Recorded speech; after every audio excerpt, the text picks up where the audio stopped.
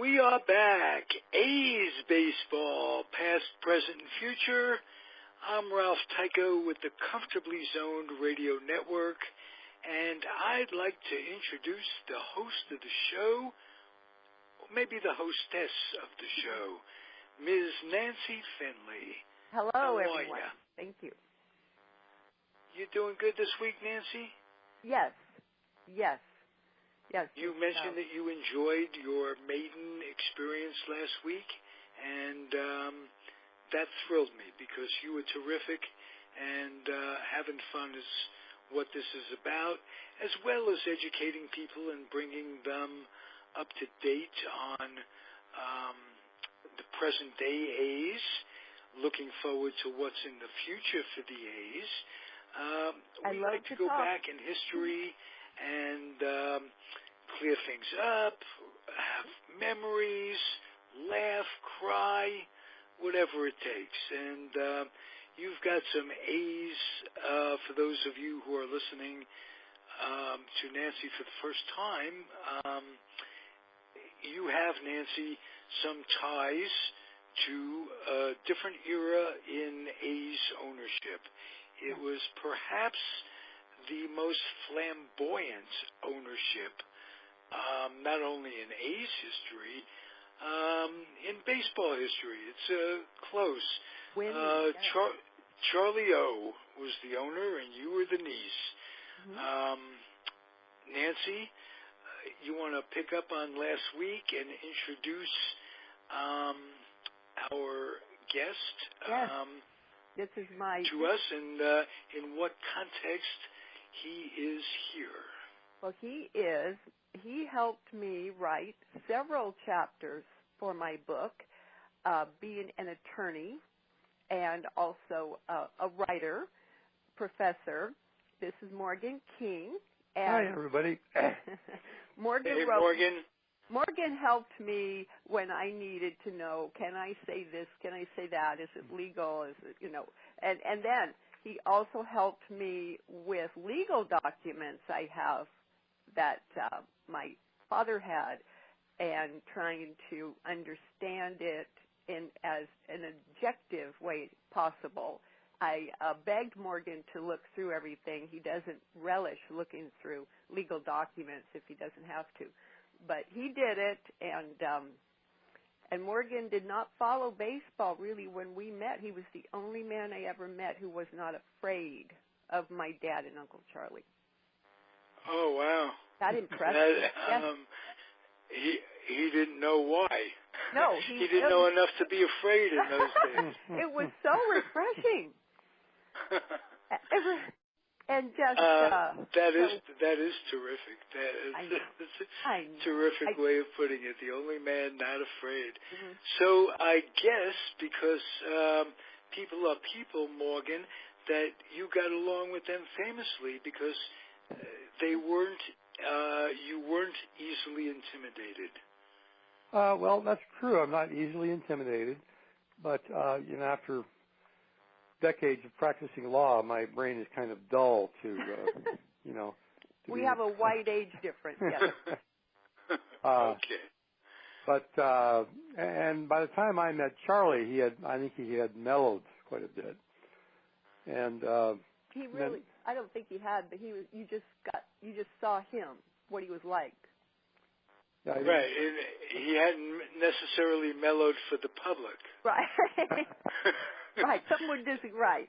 But at least I don't remember him having mellowed, and I was the public. Yes. Well, he put Morgan from through the outside. Yes, he put Morgan through the test the first time they met, and Morgan passed it fine.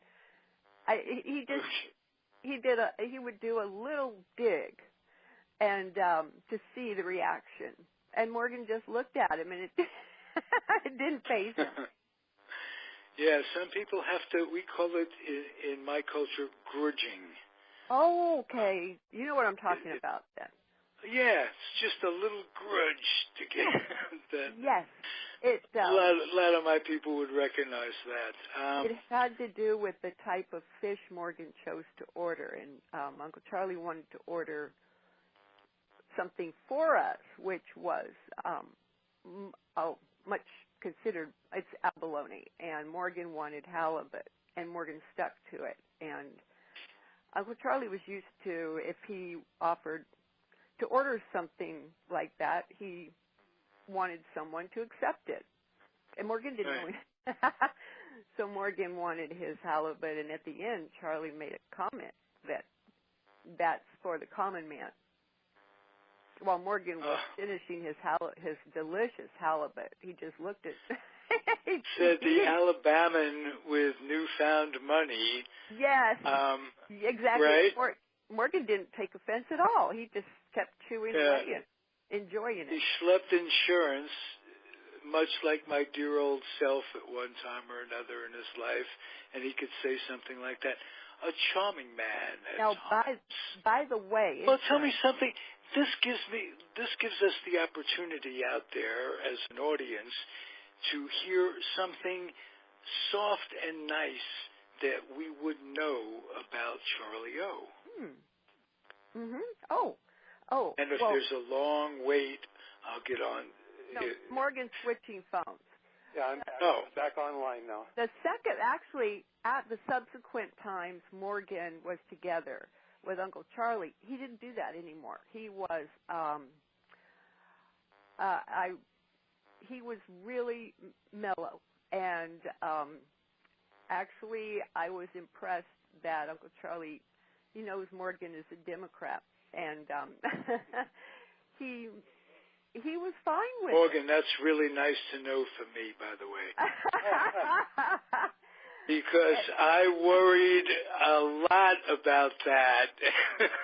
If we're going to have a show, and you're a lawyer anyway, and it's podcast radio, and there's no FCC regulations, but nevertheless, that's nice to hear, Nancy. Any other? Okay, that's all I'll say about politics. But with I can't promise the same. I wanted to mention this. I know everyone has. Well, you have heard about the reason Catfish left was because an annuity wasn't paid on time or whatever. And right, premiums, and that's what I couldn't understand. He was an insurance man. Was that intentional? Did he just want not? No, it was not intentional. That was the way he was. He pushed everything up to the last minute on payments, and when people in insurance want to hold on to the money as long as possible. So that was always a bone of contention between my father and Uncle Charlie. Dad was always saying, you need to sign it. You need to sign it regarding a check or whatever. That happened often. But after we won so many games and were successful, the players had people approach them saying, I can do better for you. You should be making this amount of money. And so what that was sort of predictable, where they looked for it. When it was late, they jumped on it. Okay. Well, it's just a good, honest mistake based on the type of personality that I could identify with, racing to the bank. We all like to hold on to the money as long as possible. But that's an insurance. I mean, that you start to do that in insurance, and so it had happened before, but it was one of those things, unfortunately, where if you knew it was coming again, you could actually use that as leverage to leave. Nancy, would it sound condescending of me to tell you that it's insurance, not insurance, and that we're in the North now? What? Insurance? You say insurance, and that kind of makes me laugh. It's insurance, dear lady. It's the Texan way to say it. I know. Well, Southern way. I still have some of my. As Morgan can attest, I'll bet. He was born in Toronto. Now we've cleared up the catfish hunter. May he rest in peace. Now let's get on to Morgan's expertise and the chapter. You say he wrote 2 chapters. I know of the one on Mike Andrews, and that's something that has tainted the reputation of Charlie Finley. And not all of it appeared. We only had so much room, but hopefully, but I can. Okay. Yeah, well, we have a lifetime of this ahead of us. Okay. So, but Mike Andrews, yes, Morgan King. Mike Andrews was a last-minute sign-up on the team for the '73 World Series. Yeah. But he was not scouted. No, he was not scouted. Right. No, he had been released by the White Sox, I think, and he was the Red Sox player for many years. But his batting average had dropped way down, and the White Sox let him go. So he started calling around to try to find a job with a baseball team, and he called the A's and talked to their then manager. Dick Williams. Williams. Maybe I should fill this part in. All right. Okay. He was.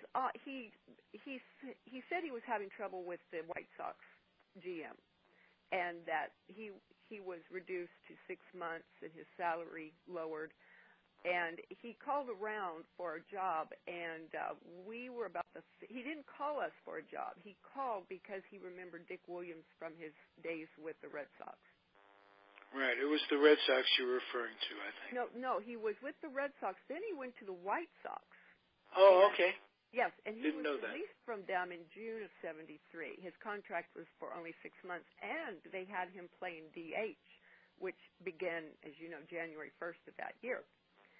So right. He had called, and I took this from the deposition, he had called other teams, and they were telling him they could not hire at that time because they were having roster problems. Mike Andrews was suspicious about that excuse, and he called Dick Williams out after many years, and they just caught up, and he asked Dick Williams, have you ever heard of a roster problem? It sounds like Dick did not answer that because he had something else on his mind. He asked, what have you been playing? What position? And Andrews said DH, and Williams said, I want another DH since this is the year. So that's what happened. Williams was always in deep thought, very, very focused, was not the type to keep up with MLB gossip. We probably should have been. But he, when he mentioned that, he said, I'll have Charlie Finley call you. So Mike Andrews seemed excited about it, said, fine, I'll wait. It took about a week before Charlie called. And it was several calls. Charlie had reservations. The first call, Charlie told Mike Andrews he noticed he made an error while Charlie was watching us play the White Sox when Andrews was on the White Sox. And Charlie just, his instinct just said, there's something not right here. But Andrews brushed it off, and he said, I'm fine. I'm fine physically. So Dick Williams, Andrews started calling Williams. Williams pressured Charlie. So that's how he was brought in. And it was, the contract is July 31st, 73 that I have. That was signed. So that's, okay. So I'll let Morgan, okay. So Morgan, take it. All right. So he was hired at the last minute as a designated hitter. And it was against Charlie's better instincts. Charlie did a lot of his own hiring and scouting. He had a terrific intuition about people, and his intuition had him doubt that Andrews was really the right person to take on. But they did. Charlie deferred to the manager's opinion, and so they signed him up. So he was supposed to be a designated hitter. Well, in one of the games in the 73 World Series, Green, I think, got hurt. Oh, okay, go on. We know. Yes. Well, do you want me to explain what happened? Keep going. Yeah. Oh, God. So the score was very close. It was in like the 11th or 12th inning, and for some reason the second baseman was yanked out, and out to play second base. Either that or short. That's true, because everyone was exhausted. Yeah. But was it shortstop or second base? It was second base. Second base, okay. So someone hits the other player. Who were they playing against in '73? The Mets. The Mets. Yeah, I was there. Yeah, the Morgan Mets was not. So the Mets batter. You're making me relive this. Yeah, I was there as well as a Met fan, as a matter of fact. He hit a grounder towards Andrews, and Andrews let it go between his legs. Now that's that's the kind of mistake that little leaguers might do, or maybe the Cub Scouts. But a professional big league player shouldn't allow a grounder to go through between his legs. It's ridiculous. So an error of humanity. I mean, they're not designed to be robots. He's supposed to be a hitter, not a player. But I mean, not a fielder. But yes, but he didn't put himself in there. His manager put him in. Yeah. And I'm just playing devil's advocate that he please made an error. I'm ready, yes. I'll jump in, Morgan. Okay. All right, so Nancy... And I think it was the 13th inning. I mean, it was forever. It was late in the game. Yeah. And so, but, you know, one fielding error didn't seem to make a huge difference. But then the next batter came up, hit a grounder to Andrews, and he fielded it okay. He caught it, and he threw it to first base in enough time to pick off the first base, the player who was running towards first base. But he threw it wide, and it pulled the first baseman off the mat. Covering my eyes. Yeah, just long enough for the batter to hit first base, and he was safe at first base. Well, that eventually led to several more runs for the Mets. And we lost that night. Yeah, and Charlie, who was on top of every pitch in every game, decided to yank Andrews and put in another batter who had a better batting average. Well, let me back up here. Okay. I was there that night, and it was just like a morgue. Okay, quiet. And I do know that Dad and Uncle Charlie started talking what happened here, and they wanted to know. They wanted to see his medical record, because all of our players have a medical file when they start. The contract says they must report to our team doctor the day of going to the field, the day of starting. So there was no medical file. So that was a huge problem. That meant he had not seen the team doctor when he signed. So there's all this hustling. So our doctor was on site in the clubhouse. We said Mike Andrews had to report to the doctor because something was wrong. And Charlie had had this feeling all along. And there was a refusal to go in to see the doctor. I remember it took about 30 minutes of waiting, people wondering what was going on, because we were getting ready to have a party. We always had a party whether we won or lost. So people were congregating down at the underneath and wondering where Dad and Uncle Charlie were. And they were trying to get Mike Andrews to get in there and let our team doctor see him. So was that to get him on the disabled list, if I'm not mistaken? This wasn't yet. See, we wanted him to walk in and see our team physician on site in the clubhouse, because we did not have a file for him, and we were supposed to have a medical file on every player from the day they... It wasn't because they were trying to get him on the disabled list, was it? No. What that meant was that when he started, he was never seen by our team physician. And until this game. Right. Now, he was supposed to see the team physician as soon as he signed the contract. I hate to say this, but it means that someone dropped the ball, and the person who should have made sure he saw the doctor was Mr. Williams. May I just ask, Morgan, Did Reggie Jackson see the doctor the first day of his contract? Oh, I don't know. Was that checked into, or was just Mike Andrews' Mike Andrews contract checked into? The last-minute thing. Right. Well, let me say this. It's in their contract, but if it's not an issue, in other words, if something like this doesn't happen and you don't have to request the file and they've just been hired, then I'm assuming that they've all obeyed the contract, but this was the one time I remember, wondering why he was seeing our doctor like that, and then I heard they couldn't find any records on him. And right. he had not seen the doctor like he was supposed to, because we want to have it checked out, like going into the Army, you get your physical. Oh, so absolutely. He had not done. And if you choose the Air Force, they don't even bother. They just say, "How you feeling today?" You go, I like "I'm that. fine. So, how are you?" And they say, "Do you really like being here?" And I say, "No, I really hate being here. Could you let me out?" "No, sir. No, you can't. It's too late. God. You signed the papers." Now let me take it over. You got off into military talk there, Nancy, and I just responded in kind for my days of serving God, country, and the American flag and all that stuff.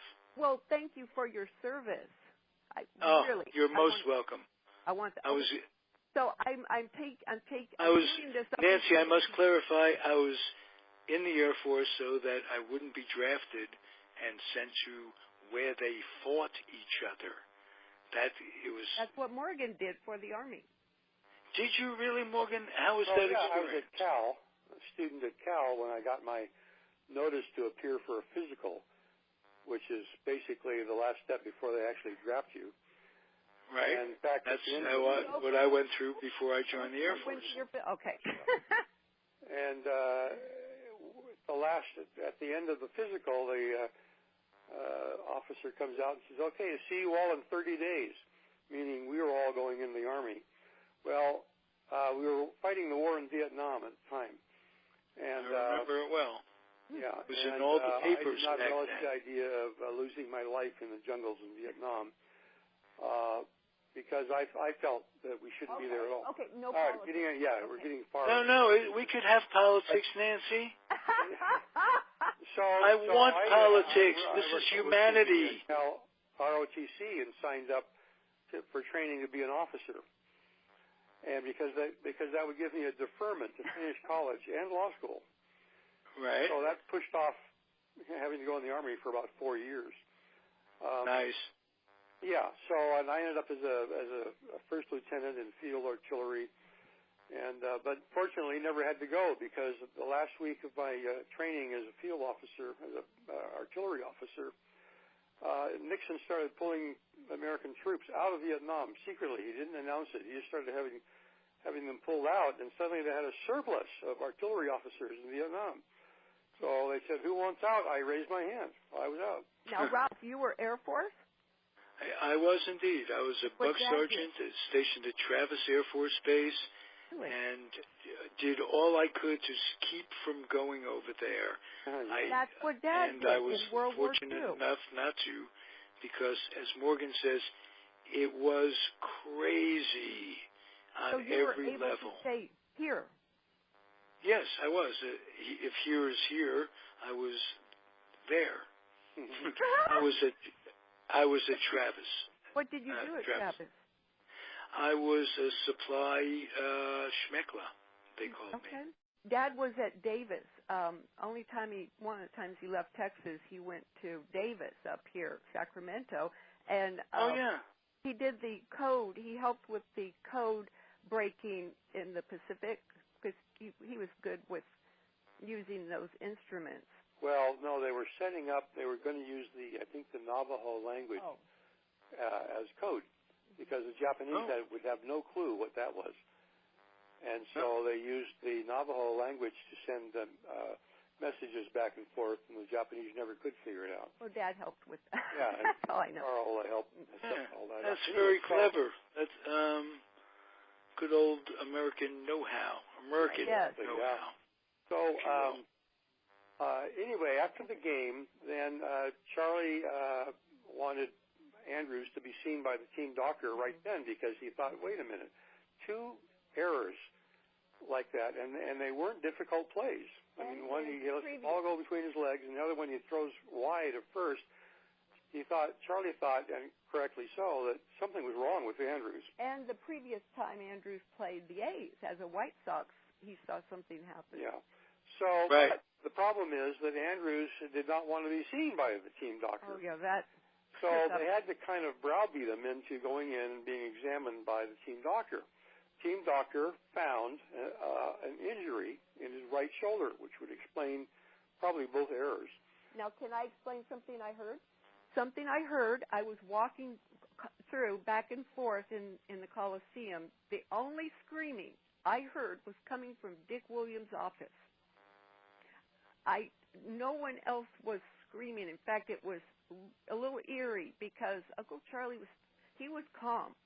Everyone else was calm, businesslike, but I could tell it was a really serious sense of calm. But Dick Williams was screaming and saying what sounded like profanity coming from his office. And I did not know if he was in there with anyone or by himself, but I didn't see him out. So I've got that going on. And you mean like talking to himself, Nancy? Like he screaming. Like to Clint Eastwood talking to a chair? Whatever, but he was screaming. And then I would go down to where the party was beginning. People would ask me, can you go see what's going on? I was always running because before cell phones. So I came back up to the office. I could hear whispers. Dad was in the hall pacing. Then Uncle Charlie would show up. I saw Mike Andrews in there sitting at a table. I never saw Dick Williams appear downstairs. So he was held up in his office. But I just want to mention to you, Morgan, that's what I witnessed. It took about maybe 40, 45 minutes for Dad and Uncle Charlie to show up down at the party. And I was expected to run back up all the time. So that is, Mike Andrews never appeared, and that was the night. Wait, what do you mean he never appeared? He never appeared at the party. He didn't appear. So that's what... But he did take the physical. Very reluctantly. Yes. And then the doctor wanted him to sign off on the report, which diagnosed an injury. Andrews did not want to do that. And he resisted a lot of pressure, and finally he agreed to sign it. But he apparently he believed at the time that this was going to end his baseball career if he admitted to an injury in his right shoulder. But he was still our player. We still considered him part of the team. And Uncle Charlie said to him, I hope you're going to be on that plane to New York in the morning because we want you there to support your teammates. And he said, no, I want to go home. So, the dispute that arose is 2 or 3 days after this medical exam took place, Andrews released a press release saying that the medical report was wrong. Yeah, he sent it. Yeah. He had been forced to sign it, even though it was wrong, that he had no injury. And he was fired. And he had written this press release himself. Apparently he had thought a lot on his plane ride back and sent it to the media in the New York area since he was going back to Boston. We had no knowledge of what it said, that he was sending it, nothing. And usually, at least in the legal field, you copy it to the other side, but we didn't know. We had no idea it came out, what it said. So, Morgan, doesn't it all come down to whether or not he was pressured into taking the exam in the first place? And you admitted, you just said that he was under pressure to sign the paper. He had to take the exam.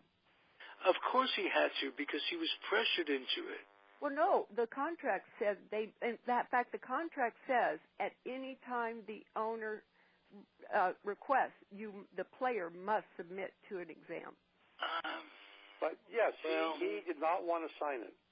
And Charlie explained to him that, it was a valid medical report. He had an injury, and he wasn't going to put him back in the game for the next game.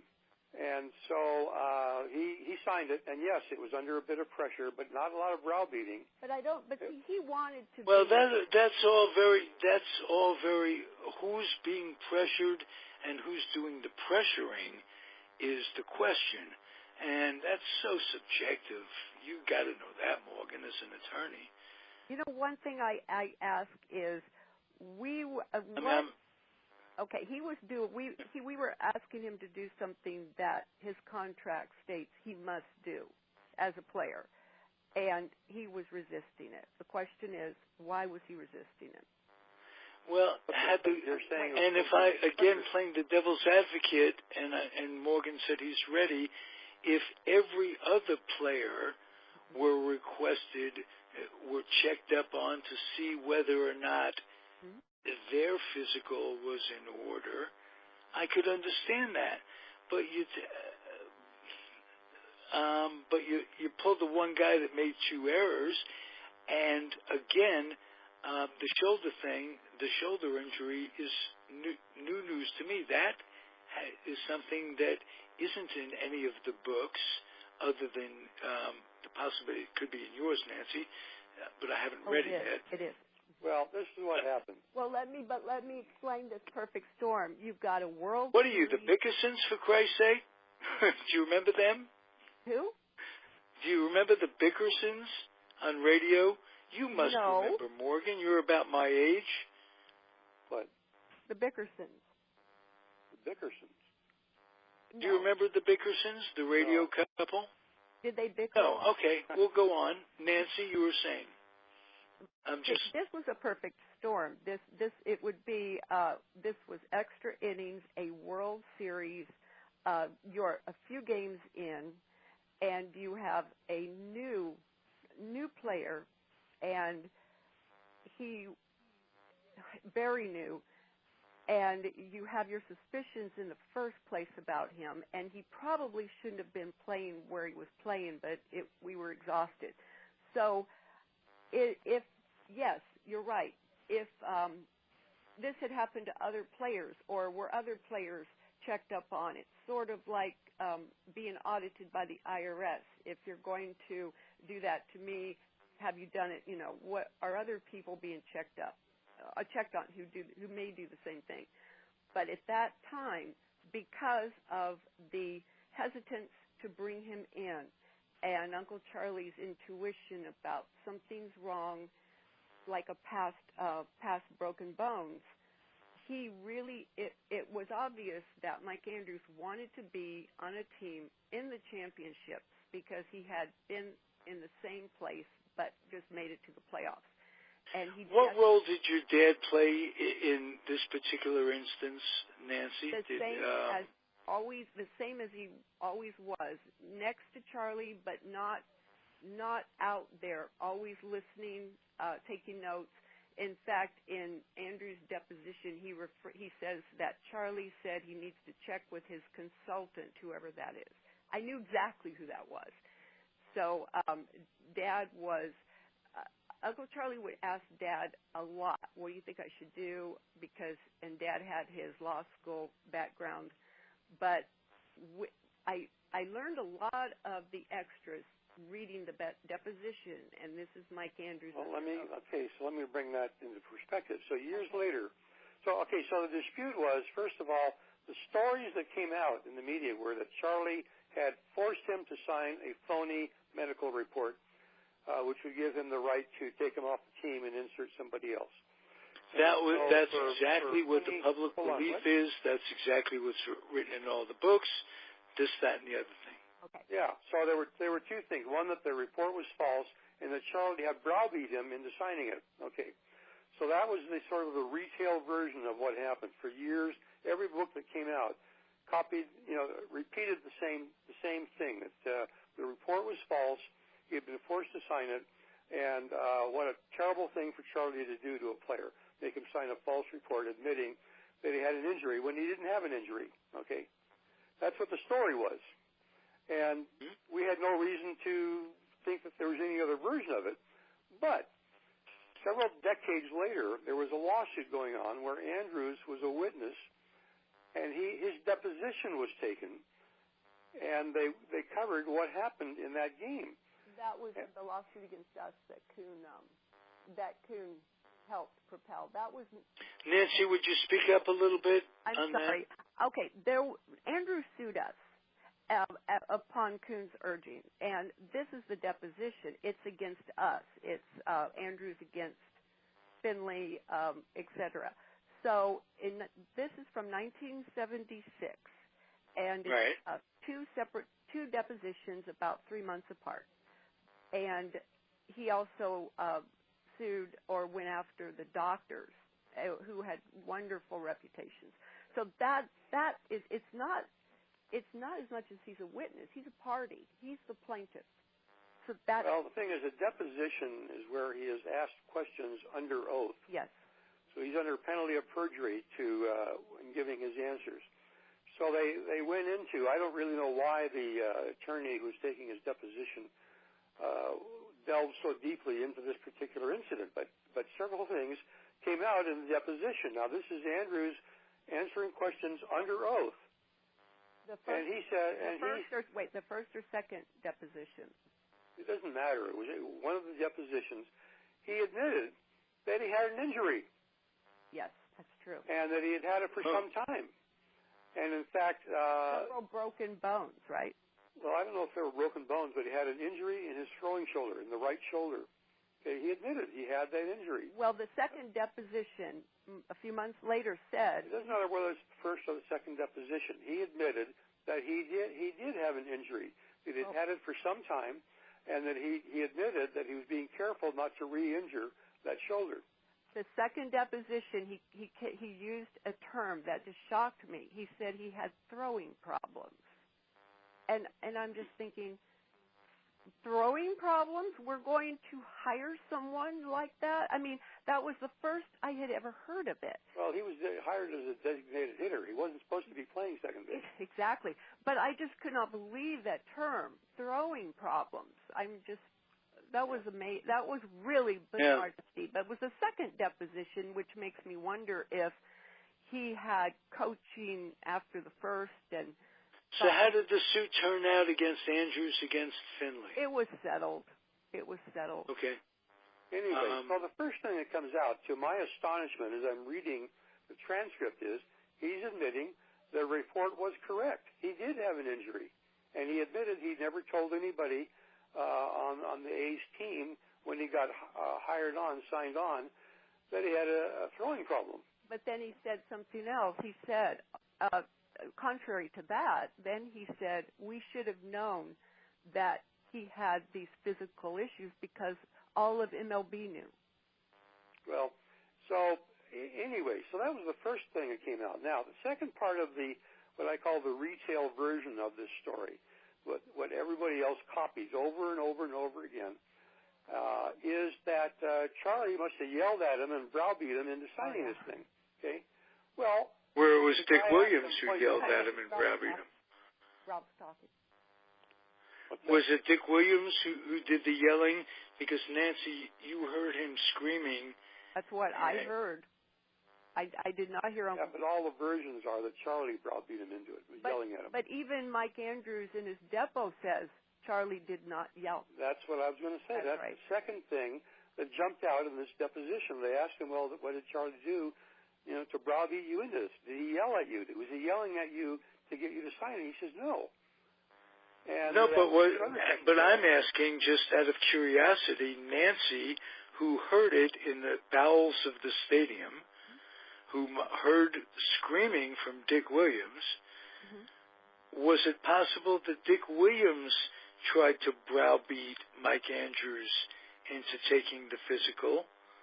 Yes or no, that's all. I don't see how, because that was not in the locker room. Dick Williams was in his private office with the door closed, and Mike Andrews was down in the locker room where the doctors were. But okay, maybe. Okay. I'm just saying. Now we have a mystery on our hands. If I were a fly on the wall, who was Dick Williams? And we'll never know. He's departed. Dick Williams had given his resignation before this. He wanted to get back home, to the East Coast. And he was never a people person. However... Oh, okay. Now I remember that there was a rumor that he himself quit over the Mike Andrews. It wasn't over this, though. It had happened right before... Well, that's all part of the myth that was created. Is that okay. I'm glad you guys are here to clear it up. But I have a theory about why he was screaming.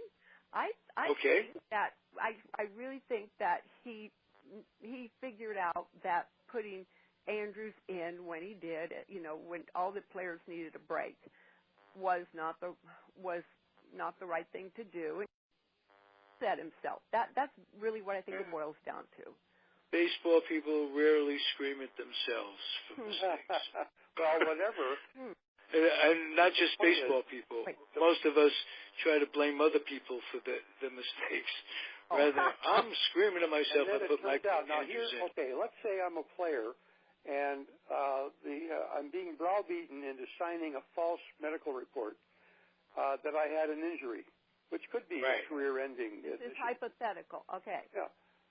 So the thing is, the story that has come down, and some of them are quite brutal and simple. They say Charlie forced Andrews to sign a phony medical report in order to get him off the roster. Okay? And so it was Charlie. Charlie did this. Charlie was a meanie. There's one quote that says, Charlie used Andrews as a scapegoat to explain why that game was lost. All this kind of stuff about Charlie this, Charlie that. And the thing is, if I'm a ball player, and I'm forced to sign, okay, so they're browbeating me, they're making me sign this phony report. But I don't want that, I don't want that to come out, that I'm admitting to an injury. So what would I do? I would want to get a second opinion, have another doctor look at me. And in fact, in the deposition, he admitted Charlie told him that he would have him examined by any doctor of his choosing. And he didn't choose any. He didn't do it. He didn't refuse to take the offer. So the point is that Charlie was made out to be the big ogre here, when in fact he was injured. He admitted it, and he admitted that he never told anybody. And well, let me say this: if you go back to his past, the manager of the Red Sox said he's unhireable. This is when Andrews went to the White Sox, so there was something there about his injury. And then when he was with the White Sox, it comes back. Did he take a physical with the White Sox then? See, that's a good point. I am assuming that every MLB contract at that time had that wording, but I know they can change it. They can have pretty much what they want, but usually there's some wording that has to stay in there. And with the White Sox, you have to wonder. He said the GM did not like him. So wherever he goes, there seems to be someone he thinks is against him. So there's a victim mentality here I'm seeing. Okay, I'm playing psychology. Right. But You're talking about Andrews, not Charlie O. Right. Oh yeah, no, no. Uncle Charlie didn't have a victim mentality. He didn't want that. Okay. Just clarity. Yeah, but no, with Mike Andrews, when he was with the White Sox, in his deposition, he complained about how the GM did not like him. And with the White Sox. Yes. So, but he did mention some injuries in his past, his career, several broken bones. I don't exactly recall without looking where they were. But then the way he says we should have known, it was throughout the MLB world that he had injuries. But that's opposite of then saying nothing's wrong with me. Well, the truth is this whole myth that's been retold over and over again is totally false. Charlie did not browbeat him, and it was not a phony report. And yet they're blaming Charlie, claiming that he forced this poor guy, to sign a medical report, admitting that he was injured when he wasn't injured. But then it turns out he was injured. And he just didn't want to be examined to confirm that because he was worried about his career. Yes. And the possibility that teams would see this in writing and not hire them. What's odd? Well, guess what? Yeah. Well, guess what? What player wouldn't do that? What player yes. wouldn't do anything they could to keep the uniform on, and you have to remember that Charlie did sign off on signing Andrews, and his manager, Williams, did put him in there. He did. In fact, I have the contract. It was good till the end of '73. Now, Andrews went to Japan in '70 or '75 to play ball. Right. And the reason he left Japan, he says, was because he wanted his kids to go to an English-speaking school. And they were having trouble in their school. But yet, I have heard he wasn't doing well in Japan with his record. But okay. This is what the Japanese team didn't sign him on for the next season. Okay, but so I mean, it's I think, well, okay, I'm not quite sure if that's a valid excuse he gives for leaving Japan, but like you said, maybe he doesn't want that to come out that he wasn't re-signed. So when he comes back, I noticed he's not signed with any team, but the Red Sox put him in charge of their pet charity. But I'm thinking, but when I go back and look at when he left the Red Sox and what was said, and then with the White Sox, how it looked like they were actually trying to get him to leave by reducing his pay. But he said it was because the GM just basically did not like him. So you have that. Then he comes to us, and then he does this. He claims this with Uncle Charlie. So I just wonder if. Yeah, there's all kinds of puzzles. Morgan, how would you sum it up as an attorney that the myth is, sum up the myth and how the myth is dispelled just by the documents that you have? Well, it's dispelled if anybody wants to read Nancy's book. Okay, good enough. Right. That is good enough. Anybody do you guys still go to A's games together? Oh yeah. Oh yes, our last game. Actually, we were at the June 17th game, the dedication to Catfish Hunter, and terrific! You'll have to come by and have coffee in Alameda. You lived here, Nancy. You told me you lived on Harbor Bay. Yes, we did. Well, what do you miss most about Alameda? Oh my God! God! The smell of the lagoon. I miss how what a nice town it is. The restaurants, the drive. It's not far away to get anywhere. Just being so close. You're close to San Francisco. You're close to Oakland. You're close to the Coliseum and the airport. Oh, it's wonderful. But yet you're not. Absolutely. And the weather is different than it is in Contra Costa as well. I wanted to interject that when Mike Andrews flew home, he did it against several invitations of Uncle Charlie to please get on the plane and join your fellow teammates because he was not fired. He was still with the team, and give them moral support. Well, he did not. He chose not to. And when his press release hit and the players protested for us to bring him back, in his deposition he said he noticed how he had a standing ovation in New York when he was brought in. First of all, the New Yorkers are certainly going to give him a standing ovation, if you know what I mean. Yes, of course, because they want him on. Then he did not let. Do you think they gave him a standing ovation because they wanted him back on the A's roster to reduce the efficiency of the A's roster? To have a repeat of what happened before. They were hoping that some errors would be made. I don't think you would have the same response out here.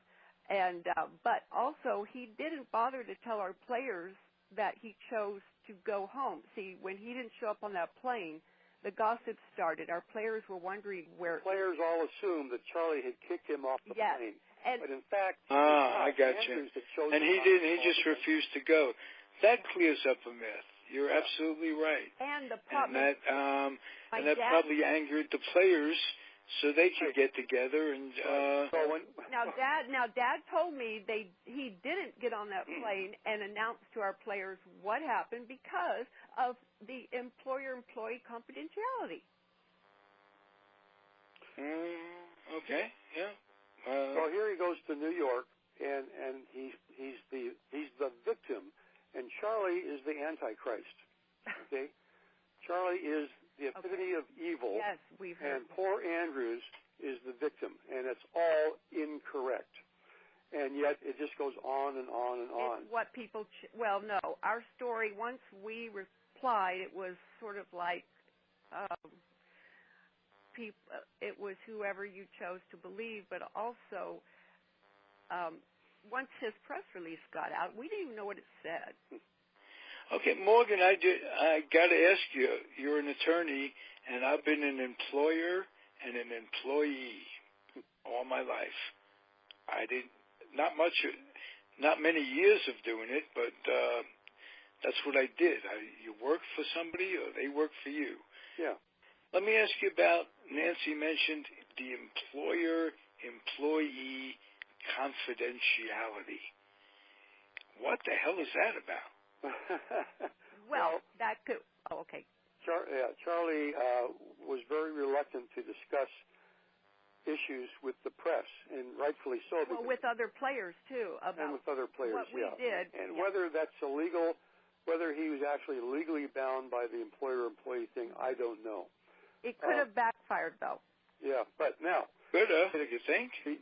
The one mystery that it cleared up in my mind is, why did Andrews not take up Charlie's offer to be seen by another doctor? And that's a good question. Obvious, he did not want the report to be confirmed. Yeah. So he doesn't want to. He does not want to be seen by another doctor. Now, if in fact he had not been injured and it was a phony report, if I were he, I would have rushed to get another doctor's opinion immediately. But he didn't. Why? I think it's because he didn't say this in the deposition because it wasn't asked. But I think the reason is obvious. He did not want that medical report to be corroborated by another doctor. Well, by the way, when I read later interviews of Mike Andrews, I see discrepancies, and Morgan has always taught me that whatever you read under oath, go by that. Let me change. And if the story changes, then you know it's not 100%. We're running low on time, so I wanted to say that. No. We have all the time you need, Morgan. It's the Comfortably Zoned Radio Network. Nancy and I are very pleased with what the A's are doing now, because they are rebuilding. I've seen this now in several reports, and the new president has confirmed it, that they are in a rebuilding stage. So they're looking for fresh, young talent that they can breed into, being first-rate players. And the interesting thing is that it takes a long time to rebuild a team, to build a team, particularly if you're going to the farm teams to do it. And the thing is, when Charlie bought the A's in 1960, for the next 10 years, the team bounced off of bottom place and second to bottom place, third to bottom place, and back to bottom place for 10 years. And we made it. It just dragged along with no progress, okay? But progress was happening with the farm teams. And so eventually it all came together in the early 70s when suddenly they had probably what Sports Illustrated says was the greatest baseball team in history. And I always ask people, are the Cubs coming up to win a second consecutive World Series? Well, let me just emphasize, we think the A's are on the right track. They're basically following Finley's prescription, which is to take your time, build a team with talent, train new talent, pay attention to your farm team. And so we think that the A's, following this strategy, will get off the bottom of the standings. Well, I hope so. I hope things continue. I'm sad that they're considering trading, or Alonso is one of my favorites. I hear that. The idea they might get rid of Sonny Gray. I hear that often. You have to. You really need to cultivate players too. It's a fine line. I mean, you need to keep. Right. By the way, I notice now that teams are very. Have you noticed that whenever a player leaves, he says, "Well, it was a great time." There's never anything negative about how they, like if they're angry. Unless your name is Matt Halliday. But they really do. They really do keep a lid on all of that now, and I can see how we were probably a little too free with giving information. But see, that's the way we were. We just wanted to. I think that was where I always repeat in my mind, should we have announced to the players what happened with Mike Andrews and how he chose to leave on his own, because he could have filed a suit for something that was said in private while they were. That's possible. He was. There were legal restrictions there, but anyway, Dad was always worried about liability. That was. But your dad seemed to have been very well grounded, Nancy. Am I correct on that? Thank you. Another thing too is it was odd. We never had the rules about homemade signs, like what they could say, and I saw some signs that said "kick Finley out" and things like that. And Dad always felt like, well, leave him alone. At least they spell my name right, huh? Well, yes, but also you don't want to draw attention. You don't want to tell them to take the sign down because it will draw attention. Right. And I noticed that it didn't last very long. So that was Dad's method. Yeah. Well, next week we'll clear up some of the misconceptions. How about that, Nancy? Thank you. Thank you. All right. Did you guys have fun? Oh, we could continue having fun. Let's go another hour. I'm so old, I have a nap coming up. You know how I am? I have a strict routine. Something strenuous like a conversation with two nice people, I have to go take a nap. Okay. Yes, we're passionate. Okay. I'm the same way. I need two naps, actually. One in the morning, one in the afternoon. Okay. That gets you through to nap time. That's right. All right, everybody. This was fun for me. Nancy, 2 weeks in a row. We'll do it same time, same bat channel. And I'm happy you're on the station. And I enjoyed clearing up a bunch of misconceptions. And I enjoy playing the devil's advocate as we go. Because if I didn't do that, my friends would say, what do? You just put them on. You're going to get the president of the A's. You're not going to be able to ask him questions and be yourself. And I say, Nancy wouldn't allow a guest that wouldn't let me ask questions. Hard questions, please. Mm-hmm. Yes. The harder, the harder, the better. I've always heard that. I appreciate it. Thank you. My pleasure. Please, both of you, stay well. Everybody out there, it's fun for me. I enjoy it. I enjoy learning. And appreciate the opportunity to try to clear up some of that stuff. Absolutely. We're going to have other things for you to clear up. Yeah. We're going to, that employee-employer relationship thing that Nancy mentioned, whoa, we got to clear that one up, huh? Thank you. I'd like to. All right. Thank you. You go take your nap. I'll leave one for future generations. So along the way. Okay. Thank you, Morgan. Thank you, Nancy. Thank you. Come back soon, Morgan. Come back next week, Nancy. Okay, we'll do. See you next week. Bye-bye. Be well, everybody. Adios.